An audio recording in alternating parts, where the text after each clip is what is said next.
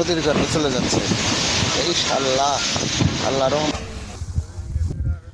আজ যে জায়গাটিতে নদী ভাঙ্গন দেখছেন আপনারা, এটি হলো কুড়িগ্রাম জেলার রৌমারী উপজেলাধীন ৬ নং চর শোলমারী ইউনিয়নের সুখেরবাতি এলাকার ব্রহ্মপুত্র নদীর ভাঙ্গন। প্রতি বছরের মতো এবছরও বর্ষার মৌসুম শুরু হতেই ফুঁসে উঠেছে ব্রহ্মপুত্র নদী, আর শুরু হয়েছে ভয়ঙ্কর আকারের নদী ভাঙ্গন। তবে এই বছর ভাঙ্গনের হারটা অনেকটাই বেশি।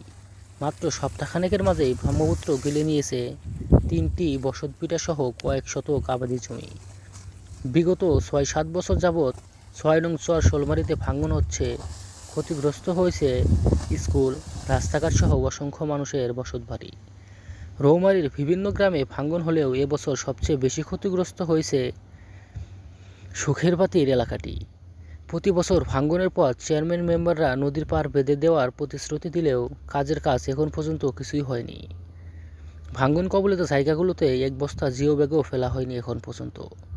গ্রামের সহজ সরল অসহায় মানুষদের জমি চলে যাচ্ছে নদীতে, আর এদিকে চেয়ারম্যান মেম্বাররা ভাঙন রোধের জন্য সরকারি তহবিল থেকে আনা বস্তা জিও ব্যাগ সেগুলো নদীতে না ফেলে সবটাই নিজেদের পকেটে ঢুকাচ্ছে।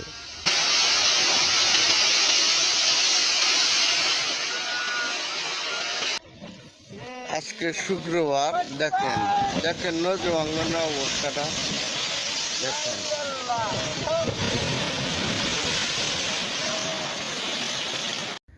একদিকে পকেট ভারী হচ্ছে চেয়ারম্যান মেম্বারদের, আর অন্যদিকে সুখেরবাতি অঞ্চলটির অসহায় মানুষরা হারাচ্ছে তাদের আশ্রয়ের শেষ সম্বলটুকুও।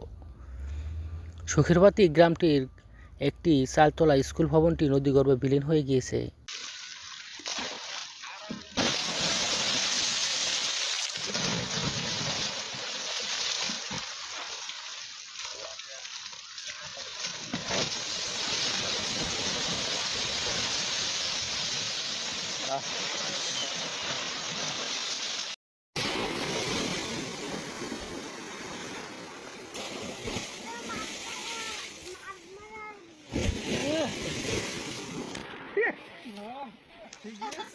একটি চালতলা স্কুল ভবনটি নদীগর্ভে বিলীন হয়ে গিয়েছে, কিন্তু এলাকার মেম্বার চেয়ারম্যানরা স্কুলটি রক্ষা করার কোনো চেষ্টা তো করেনি, বরং ভাঙ্গন পরবর্তীতে স্কুলটি পুনর্নির্মাণের জন্য সরকার থেকে যেই বাজেট এসেছিল সেটিও তারা আত্মসাৎ করেছে। সুখেরবাতি গ্রামের অসহায় মানুষদের পাশে এখন আর কেউ নেই। প্রতি বছর ভাঙ্গনের ফলে ধীরে ধীরে নিশ্চিহ্ন হয়ে যাচ্ছে সবুজ শ্যামলে ঘেরা এই সুন্দর গ্রামটি। অতি দ্রুত সুখেরবাতি গ্রামটিতে ব্রহ্মপুত্র নদীর ভাঙ্গন প্রতিরোধে জিও ব্যাগ না ফেলা হলে অচিরেই ৬ নং চর শোলমারী ইউনিয়নের মানচিত্র থেকে হারিয়ে যাবে সবুজ শ্যামলে ঘেরা এই গ্রামটি।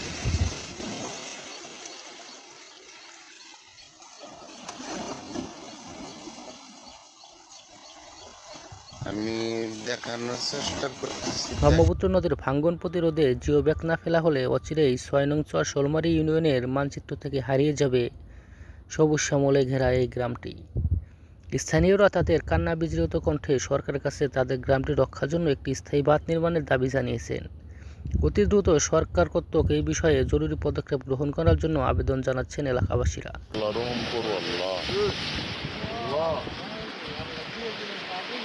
দেখেন বন্ধুরা, আমি দেখানোর চেষ্টা করতেছি, দেখেন কিভাবে নদীর গর্ভে বিলীন হয়ে যাচ্ছে। দেখেন